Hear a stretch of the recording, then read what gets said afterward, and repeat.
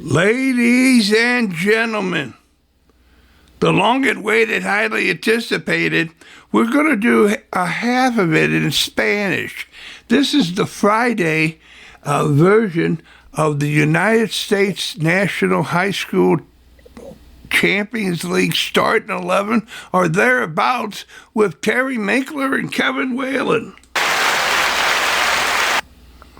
Buenos dias, Kevin. ¿Cómo estás hoy? All right, then. That's what you say. I say hola. Okay. Oh, man. Okay. I'm working on a wing and a prayer. But the Spaniards today, they seemed like they were 3-0. They were all about it.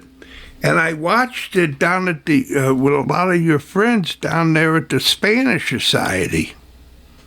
Ah, that's nice. Yeah, that's good. Yeah, man. And it's going to be a great atmosphere. Oh, I mean to tell you, and everybody was saying, like Gary Garino was saying, hey, I'm Italian. I'm the only Italian here. And then when people found out that I was a member of the Spanish Society, I was feeling rich. I better get one of those in my wallet. There you go. Yeah. So we're going to try it, okay? You ready? I'm ready, Freddie. All right, then. Ladies and gentlemen, I give you Terry Michle. Vámonos, son. Vámonos. Well, Kevin, good morning on this Friday, and another week, come to the near end of another week of World Cup. So I'm going to stay on the same theme and talk a little World Cup today. I've got 5 points that I want to make about the World Cup, and I think they're applicable to a lot of situations. We're talking high school soccer Champions League, and I think some of these can apply. So I got 5 stories that I want to briefly mention here today. The first one involves the game between Brazil and Japan. It was an interesting game because in the early days of Japanese soccer development, the Dutch and the Brazilians were two of the founding helping fathers, so to speak, of the development of Japanese soccer. And so they played Japan. Japan played Brazil in this knockout game in the World Cup. And Brazil got the better of them in a late goal. Japan scored first, and then Brazil equalized, and then they scored a late goal to win. And it was interesting. This is my story for the day. Upon the scoring of the goal for Brazil, they focused on the coach, Carlo Ancelotti, a very highly regarded Italian coach, is coaching Brazil. And upon scoring the goal, the whole stadium erupted because it's mostly Brazilian fans in the stands. Carlos is stoic as can be. If you looked at the expression, you wouldn't know that anything around him was going on or that he was involved in anything. He just kept a straight face like a poker face. After the game interview, and asked him, you didn't seem real excited when your team took the lead, scored the goal and took the lead. He said, at that point, I looked over to the Japanese sideline and the bench, and I saw their expressions, the coach and the reserve players, how down they were because the game was getting away from them. And he said, I just didn't feel it was appropriate at that time to celebrate our happiness and our joy at their expense. I thought that was a class act. You don't get too many people that think about the other person and at that moment, and show that kind of respect. But that says a lot about Carlo Ancelotti. He's a class guy. I don't think you find anybody who has a negative word about him. He's good on all kinds of activity fronts. He's a man's man, I'll tell you. Second story stays on the Japanese front. Tom Byer, our Japanese-American soccer ambassador, who developed the Soccer Starts at Home program in Japan, which is now spreading worldwide. And Tom has one of the ones responsible for the player development of the Japanese players. And he starts with his program at home with kids as young as 2 years of age. And he's had on his current Japanese national team, I think 5 or 6 of the players, at least, maybe more, came out of his program. Um, so he made the comment and wrote a little article saying that now that Japan has kind of established themselves in the conversation when it's international competition time, as being a team to pay attention to. He said now Japan has to find a way to get to the next level, because he said that at the senior level competition, they managed to be in the games, to score first, but not manage to hold on to the lead and lose games late like they did against Brazil. He said that at the U17 and U20 levels, Japan has been really successful, but at the senior level, they give up leads and lose games, in the later stages. He said, so as much as our player development program has been established, he said, we need our coaching education program needs to be on a par with our player development. Our coaches need to learn how to manage games, make critical substitutions, be very observant, and know identify the momentum in the game, and how to deal with it, and make critical substitutions at the right time. And in general, they just need to know how to manage games at that level and be able to close the game out. Losing the first goal and taking the first goal into a loss is not really a good thing to do. It's not psychologically motivating. It's depressing, and statistically, first goal usually wins more games than you lose. So he says we got to up our pedigree and get our coaches more in line with international play and what you have to do to manage and close out games at that level late in the game while you're holding on to a lead. The third point deals with Germany, an article I saw from Oliver Kahn saying, here's what I recognize in watching Germany go out of the tournament in the penalty kick competition to Paraguay. I noticed that when players were asked to take the penalty kick, many of them were declining. They weren't ready or available or confident enough to take the penalty kick. He said, "There's no doubt that we have world-class players. The talent level of our players can match anybody anywhere for sure. But he said there's something missing, because we've gone out of the last 2 World Cups in 2018 and 2022 at the same spot in the competition in the early knockout rounds. And in both cases, we were in a position with the quality of our team should have won those games."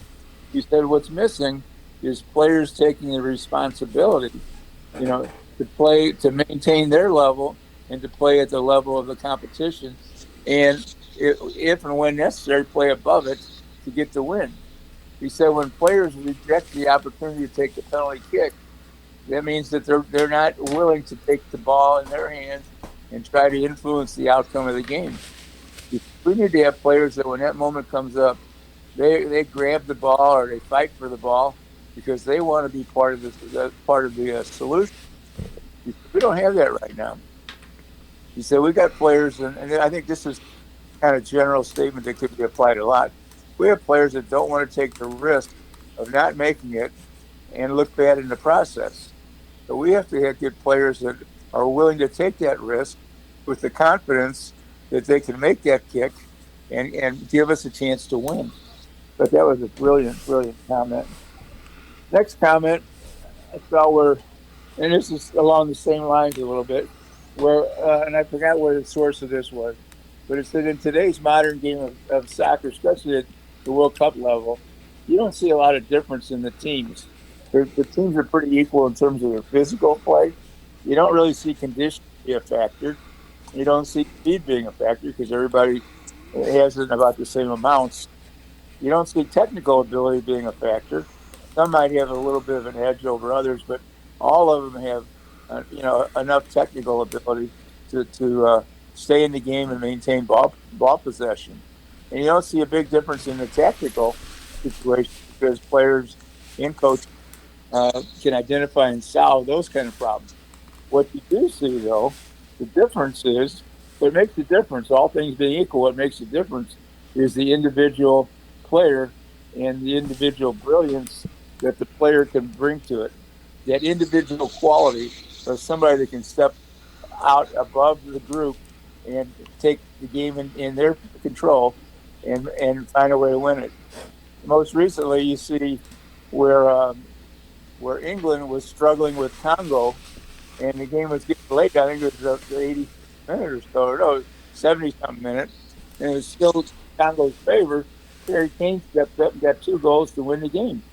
And that's what where the individual brilliance takes over and makes a difference. And there's enough of those type of players in the tournament that, from now, the rest of the tournament's going to be interesting. As teams drop off, the quality still remains, and those are the teams with the players that can make the difference. So I think it's like stay tuned for more of that top-level action. My fifth and final point has to deal with popularity of this competition. And the easiest example is just look at the crowds at the game. Every time you see a game, all you see is the stadium full. And then you see the people outside the stadium, all the support groups gathering. It's been incredible. But one game in particular, it really speaks to the popularity. That was the Colombia and Portugal game. They said there were the requests for that game alone reached the number of 20 million requests. 20 million tickets were requested for that one game, which had a stadium capacity of probably anywhere from 60 to 80,000 people, depending upon where they played it. 20 million people wanted a ticket for that game. That is just unbelievable. And I want to close up with one final start a little anecdote that I saw where it showed a caricature of France, Portugal, Argentina, and Norway. And it had 5 players with leading a cart. The France illustration showed all 5 players equally distanced and pulling the equal weight and pulling the cart. The Portuguese cart showed Ronaldo, or it showed 8 players, assuming it was Ronaldo, out in front of the other 4, significantly separated from him, and the 4 behind him pulling the empty cart. The Argentinian cart showed 4 players pulling the cart with Messi in it. And the fifth cart was Norway, and it had Erling Haaland out in front pulling his 4 teammates in the cart. That was a sport. So you got a group, a team together. You've got player and then the group. You've got the group and then the star player. And then you got the star player pulling the group. I think that was pretty special. Oh man, yeah. Kevin, those are my points, and we can't close off without giving just due and credit to our sponsors, which we know to be Select Sport America, and that great ball that you go to bed with every night, that Select Ball, and our sponsor at Athletic Republic that's still shying away from trying to sculpt you into a Mount Rushmore figure. Well, I'm going to try to learn some speech, to learn how to spell, and with the Nangle College Planning and Coolidge.com. I'm gonna get some education, Terry. I think maybe the body. What do you think? Should you go with the body first, or the mind will follow? What? I think you're behind the 8 ball in both cases on that one. I think if you toss the coin, it would land on his head. And if he's stuck in the mud, it wouldn't. All right then. We're sending it along. I think we'll close on that one, right? Jeff? Yeah, oh, absolutely. And this has been the United States National High School Champions League starting 11 with Terry Michle and Kevin Whalen, ladies and gentlemen. So long, Terry. Have a nice weekend. Happy 4th of July, everybody. Get off to a bang. Yes, right. All right, all right. Thanks, Kevin. All right.